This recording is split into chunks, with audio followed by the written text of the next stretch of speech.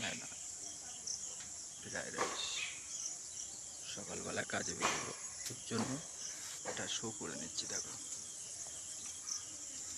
এই যে আমার ছোট্ট একটা ঘর, এটা আমার মেহনত করে আমার বানাতে হয়েছে। এ সরকারের না, ঠিক আছে, এ সরকারের না। দেখো এটা সরকারের না। এই যে এখনও রেডি হয়নি, রেডি এইগুলো এখান থেকে ভাঙা পড়বে, এখান থেকে ভেঙে ওখানে একটা রুম করবো, ওখানে একটা করবো। দেখতে পাচ্ছ আমার মেহনত করা।